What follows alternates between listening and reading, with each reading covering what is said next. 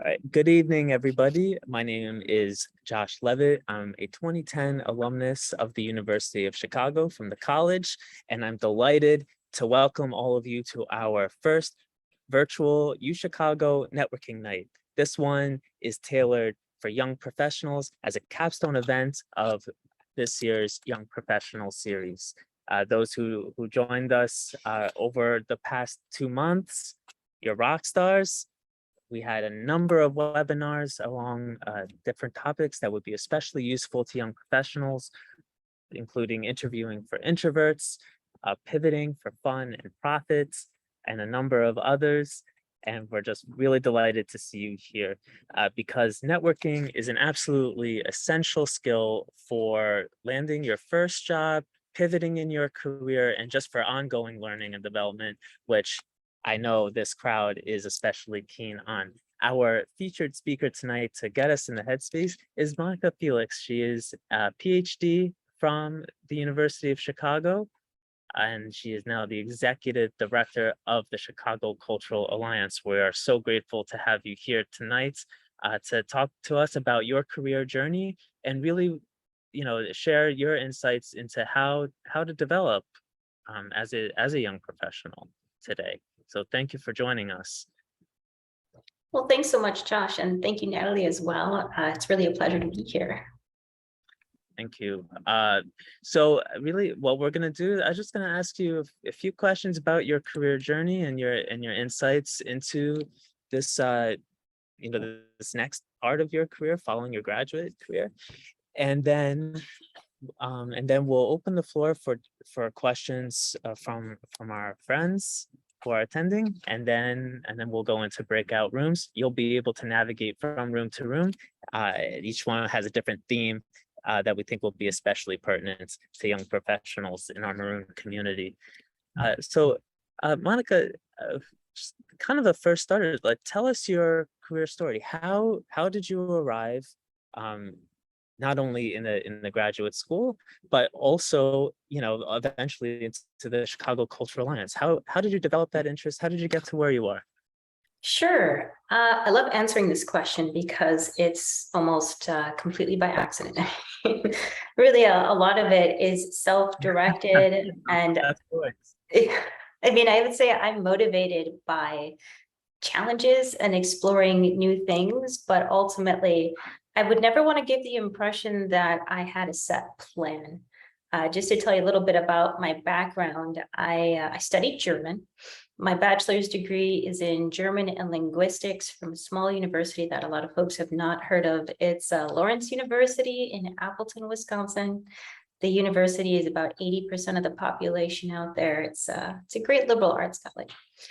But my family is not typical, I would say, for the UChicago population. We are Hispanics in Wisconsin, descended from immigrants from Mexico.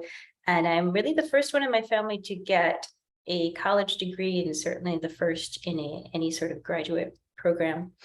So I didn't have a lot of direction there. I just followed my interests, which was foreign language for a long time. I developed a real passion for chess when I was a kid and started taking lessons from a Ukrainian master. And when I heard him speaking Russian at home with his family, I decided to just go to the library and check out a few Berlitz cassettes to teach myself Russian. So it was just sort of following passions for a while without a whole lot of direction initially. But I found my way into Lawrence for that program there, and was very fortunate to be awarded a Fulbright teaching assistantship following that program. So I spent a year in Germany teaching English in Hessen, pretty close to Wiesbaden, for about a year. And because I was so unfamiliar with graduate school and the whole process, I thought that I would have to work for a couple of years to save up money. I was very concerned about the GRE and studying for that. So I spent 2 years, and this is going to be a little more relevant to the career discussion, but I spent 2 years working in Chicago at startups. So my first job was actually at an online ticket sales broker, just to give you a sense of just how eclectic my experience is there. I initially interviewed to be in the call center because it was 2008 during the recession and there were no jobs. And so as a bilingual person, English and Spanish speaking in that case, that's what was available. But after they got to know me, they offered me the position of bookkeeper. I had really no financial training, but I was willing to learn how to use QuickBooks, trained on it very quickly, and found myself in charge of the finances for a startup because it really is all hands on deck in that sort of situation. But obviously that was not my passion. And so I cast around for other opportunities and found myself working for another startup, which, was in an administrative position. So I had some hands-on experience learning how to work with customers directly. I got to work with international clientele, helping with sales. But again, it was a lot of faxing, filing, that sort of thing. And, honestly, that is the sort of hands-on work experience that is going to be relevant in life. It's not exciting, but it just shows that you have initiative. From that point, though, I figured it was definitely time to give graduate school a try. So I applied for the University of Chicago and was truly shocked and amazed that I was accepted into the program, into a Ph.D. program with support, so with full funding. To me, at least, coming from the background that I have, it was certainly amazing and very welcome. So I had the opportunity to study there. I ended up spending 7 years in the program. I don't know what the demographic is here for the folks from UChicago, but for comparative literature, that's pretty average. I certainly know a number of folks who took 10 or 12 years, so I was considered speedy in my program with the 6.5, technically. But, that was an opportunity to really re-engage with Russian language and culture and German again. So my areas specifically were Germany and Russia, literature from the 19th century, investigating literary phenomena, really just challenging literary periodization. I was working with Bakhtin's chronotope and places of memory, and just used a particular constellation of events that I call the Augentäuschung, which is an optical illusion, which you see as one of the touch points between literary traditions as it moves from Germany to Russia, but is delayed by 30 years or so. So not necessarily the sort of thing that you would imagine would be applicable in the job market. In a lot of ways. However, yeah, but I certainly enjoyed it. Let's say that I got to read quite a bit about mermaids, about statues, transfigurations of various kinds. But once I made the decision not to pursue academic positions, it became a question of how do I translate my experience from my degree program into the job market. And I had experience writing resumes before, but the language is different. Once you're out there, you realize that absolutely no one has any idea what goes on in a PhD program. You can send them your resume, but they won't always really understand what's on it. If I could just jump ahead and give any advice to you, it's probably don't bother putting the title of your dissertation on your CV, listing your committee members. A lot of the practices that are used for academic CVs are completely extraneous once you're entering a very different job market. But some of the translations I did was I focused on my teaching. I taught a lot of foreign language. I taught quite a bit of German, some Russian, and then I even had the chance to design my own courses. So I taught 2 different literary courses that I was able to design and teach. And that became a number of different things on my resume. I used it as training experience because pedagogy is in a way training, presentations, public speaking skills, curriculum development is also applicable, especially these days where you can talk about developing a training program and presenting to various audiences. And that's true. I mean, sure, the teaching was largely specifically to undergraduates and graduate students at the University of Chicago, which is a niche, but also to a broader audience. I did have the opportunity to help co-curate an exhibit at the Regenstein Library on Soviet propaganda pamphlets. And so that was for a wider audience that was beyond just the academic community, since it was open to the public. And I also did quite a bit of volunteer work as well. So it is pretty important to just have a diversity of experiences. Absolutely. I want to say, as a fellow PhD, that is absolutely important, to touch on. I know we have, in our alumni pool, we have undergraduate students, we have master's students, we have recent doctorates, and yeah, it's exactly right. Really, especially whether you're coming from the graduate study background, but even more generally, the principle applies to be able to adapt and translate your skills for different contexts. As you suggested, right, a dissertation is a multi-part, multi-stage project. To be able to design a course is content creation and design, and so on and so forth. But it's a matter really of translating that diversity of experiences and into whatever particular field or position you're seeking. Yeah, absolutely. Which would you say have been like the most, essential to your success? Research, translating ideas to broad audiences. What are some of the skills that you would say have been most essential for you? It's tempting to narrow it down to something specific like that, where I could say public speaking or research, but I think the quality that has been most desirable to employers has been the ability to improvise. And that's probably because I've worked mainly for startups and nonprofits, but the job that they advertise for is seldom the job that they actually need. They want someone in the building who can help handle problems.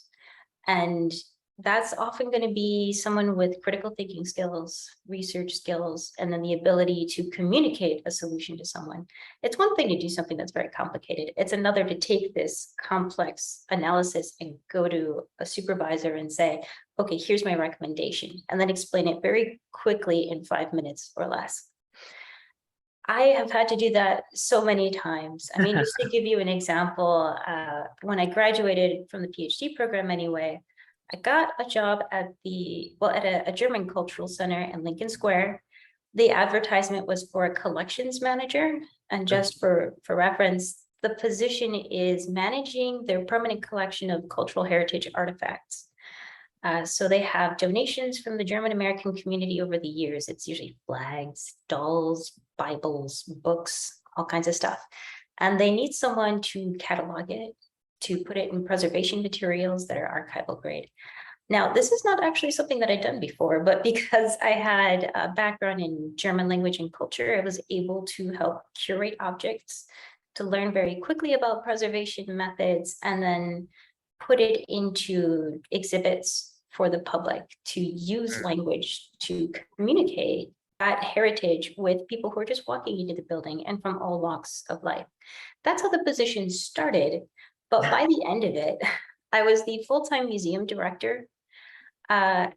Somewhere along the way, the language program principal, she quit, which will happen in nonprofits. There's a lot of, let's just say there's a lot of turnover in this space. And so because I had experience with curriculum development and teaching German at UChicago, I became the interim language program director. So suddenly I found myself overseeing a part-time staff of 20 instructors, helping to translate their curriculum to adult learners, actually. They have a number of folks from the community who are looking to learn German to connect with their roots. I did that for a while, and then a few months into that, the executive director went on maternity leave for 4 months. So I became the interim executive director. And that, just to bring it full circle, is where the initial entry-level work that it did was actually quite useful, because it involved bookkeeping, development, which really is relationship building. You take customer service, but put it to the max. You reach out to people and learn what their needs are, learn what their interests are, and then try to cultivate them as donors or sponsors over time. So that's probably an extreme example of improvising, but if you could say anything about me, it's that I'm willing to adapt as much as possible to the situation. Like you draw on that experience and acquire knowledge, and you never know what will actually be useful to you along the way. So take it all in and, Yeah. and keep it in your toolkit. Definitely. So what like so in your current role, like what are some of the challenges that you deal with? What are some of the decisions that you make? Mhm. Yeah. Sure. Well, my current position is, as you mentioned, the executive director of the Chicago Cultural Alliance. And anyone who wants to check it out is chicagoculturalalliance.org. It's a 501c3 cultural nonprofit organization with, just for context, it's a consortium of 45 institutions of cultural heritage. So it includes museums, cultural heritage, historical societies, that sort of thing. And I'm guessing that most of you have either visited or heard of Field Museum, but most of you probably have not heard of the Haitian American Museum. So we try to represent smaller cultural nonprofits like that. The Haitian American Museum, the Cambodian Museum, Latvians, Lithuanians, there's the Irish American Heritage Center, 45 of these all over the city. And these, I would say, are the heart and soul of the city. They represent a number of immigrant populations, first generation populations. And the goal is to support, promote, and connect them. We offer micro grants for our Journey Chicago series in October. Those are supposed to be cross-cultural collaborations that happen around the city. We do knowledge sharing. We have a town hall every month and we ask them what's going on. What are your key events that we should help promote?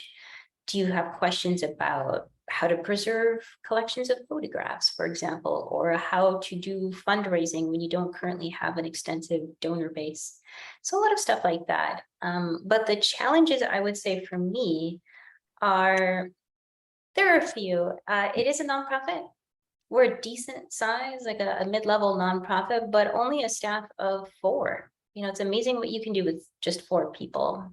And that's kind of an all-time high. It used to be run with 3, but that was a real challenge. So there are 4 of us. And again, flexibility is key. Yes, I'm the executive director, but I will do my own scheduling. I nudge people. A lot of the job, surprisingly, is following up and saying, hey, remember how you were going to send us that document? Now would be a great time. Don't forget about our series next month. And just getting to know folks. It's only been, full disclosure, it's only been 5 months in this position, but actually I've been involved with the CCA for a number of years now. But in those 5 months, I've gotten to meet some key players in the Chicago Department of Cultural Affairs and Special Events. They're one of the major funding institutions. The Morse Charitable Trust, Chicago Community Trust, the Gaylord and Dorothy Donnelly Foundation, and who else should I cite here? The MacArthur Foundation. So it's an organization that is largely supported by foundations, private sponsors, individual donors.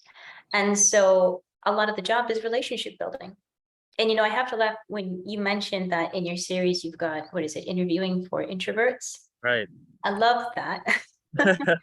I'm here talking to you today and making a big presentation and such, but I really am quite introverted. I prefer to spend my time, in a quiet space, having time to reflect and think.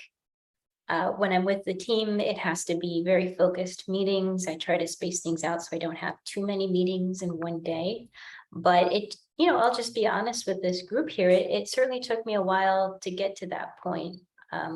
Just to share some personal information, I guess. And it was a bit of a struggle in grad school. I certainly struggled to attend workshops and to make my voice heard because it doesn't come to me naturally.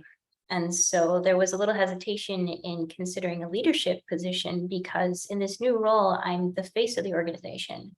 I am doing a lot of interviews now. I just did an interview with Illinois Humanities, which is another funder.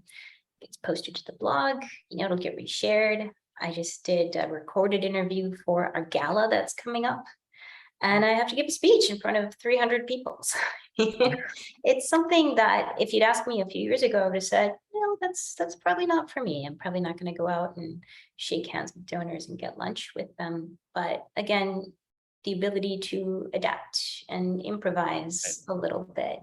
So just some recommendations, I guess, for any fellow introverts out there. It helps to plan. If I know that a meeting is happening that day and I can put it in my schedule, I know who I'm talking to, and I can kind of envision it in my head and write out a couple of talking points in advance, it makes it a lot easier to tackle it. It's easier to just prepare mentally for it, and then I just go for it from there. Right. So it can be done.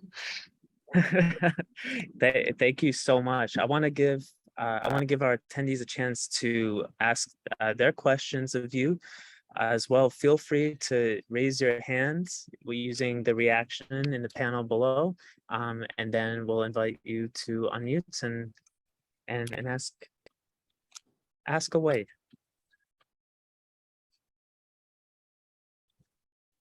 So one question that came through the chat though is about kind of picking up on your thread about interviewing. Have you been in a position to interview, interns or entry-level positions, and what are the sort of skill sets or attributes that you look for? Oh, definitely. I've hired for several positions by now between the different roles that I've had. I mean, I've had to hire administrative assistants, a program manager, marketing director, several interns over the years. And I really do try to look for the same quality. I look for people who can handle unexpected situations. I would say process thinkers, critical thinkers, who are able to just take in the information, stop a beat, and then put together a preliminary plan of attack. And again, it's going to be true for any role, whether it's an intern or a marketing director, because it could be, all right, we're updating this page on our website. Let's get a photograph and then a little bio to put next to the photograph. And then suddenly, someone sends you a photo that's the wrong dimensions, or you don't have the biographical information. Well, you have to take the initiative to, do your best Google detective work and find information about them, or find a faculty profile, learn how to edit the photo, right? So, I mean, they're looking for people who can take that initiative and take those steps and not just sit back and say, well, I didn't get the right dimension, so I guess I'm not going to post it. Yeah. That's certainly something I look for. But beyond that, in terms of skills that are highly marketable, communication skills are number one. I know people say that and it seems like an empty gesture, but it really is true. If you can get your foot in the door and have a face-to-face meeting, whether it's virtual or in person, that conversation matters so much. Just whether or not you're able to just introduce yourself and say, hi, my name is Jackie. I'm a recent graduate from the University of Chicago, and I'm so excited about your organization. And if you can just try to calm yourself down, try to speak with a little bit of confidence, but with a lot of enthusiasm, it really goes a long way. It also sounds like also not to overlook the basic yet essential parts. Who are you? What is your background? What are the values that are driving you to this position? And to make the implicit reasons and drive there as explicit as possible and straightforward as possible. It's very true. They want to understand you. Why are you there? What interests you about the internship or the job? And so, I mean, in that respect, it makes a lot of sense to talk about yourself if you're going to focus it on why you're interested in connecting with them. But I guess my advice otherwise is try not to focus too much on your interests, your research. They want to hear what you think you can contribute to what they're doing. So try to talk about yourself in the context of them.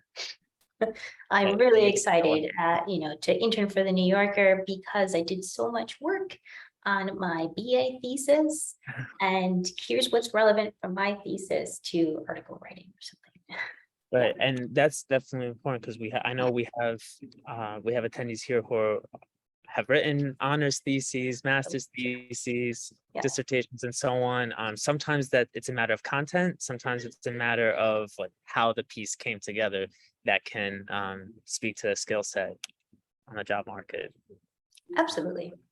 Thank you so much. What I'm going to do now, don't worry, I will stop the recording. Thank you again to Monica Felix from the Chicago Cultural Alliance. I'm going to open up a series of breakout rooms. We're going to stay in this lobby here in case you'd like to ask Monica any follow-up questions, Dr. Felix. You'll also see other ones, including conversation about the Young Professional series. And, so if you want to follow up on anything that you picked up there, you can. We also have a room about strategic networking, intentional job searching, reviewing resumes, cover letters, and your LinkedIn profiles. If you're hiring young professionals, join the I'm Hiring room. And then, of course, since, this is a wide-ranging group, just a general room for all other topics that are top of mind for you. Thanks again for joining us for this Young Professional Series event, and we'll see you online again soon. Visit alumniandfriends.uchicago.edu. All right, let's network.